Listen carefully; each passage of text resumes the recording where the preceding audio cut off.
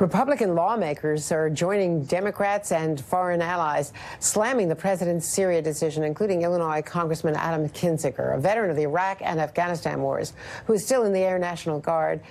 Representative Kinzinger joins me now. Congressman, thank you very much for being with us. I wanted to reference the president's video last night, which, in talking to people, has really set a lot of veterans off, because he says he's speaking about the letters that he has to write and talks about how difficult it is to write these letters to the parents, the families of those who we lose in these wars.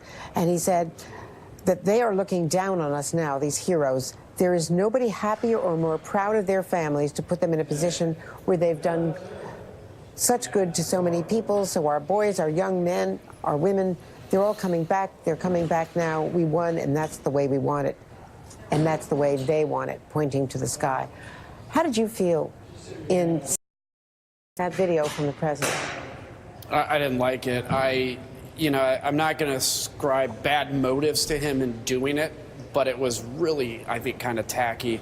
You know, I wear on my wrist, I've talked about this a few times, Captain Andrea O'Keefe. He was a buddy of mine. I flew with him in Iraq in, I think, 08 or 09. But in 2018, he was actually killed in Iraq, executing the war on terror over there. And I don't think the president can speak for him. And I know writing letters is tough and calling families is tough. That's part of the job of commander-in-chief. It's what you run for.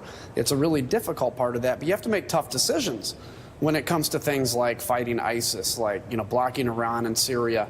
And so I thought that video, I'm not sure who all, what that had to go through to get approved, but I certainly wish it hadn't been approved. It is authoritatively reported by all of us that he is ignoring the advice of his military team of Mattis, Dunford, and others, as well as some of his diplomatic advisors, who think that this is upsetting the allies, undercutting the Syrian Kurds who've been fighting alongside us, and empowering Turkey to go against our Kurdish allies, and also Russia and Iran.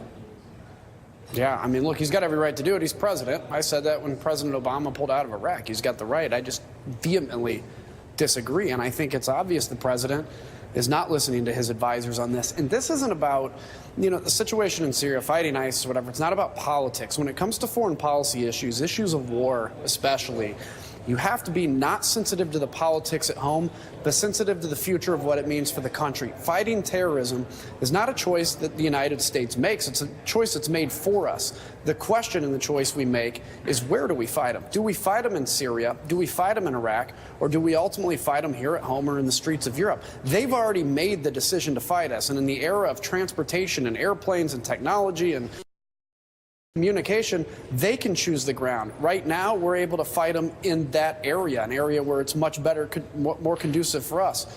Letting up on this fight means they're going to come here. That's what I fear, and I think it's going to come back to bite us. Congressman Adam Kinzinger, Republican from Illinois, thank you very much. Thank you for your service. Thank you.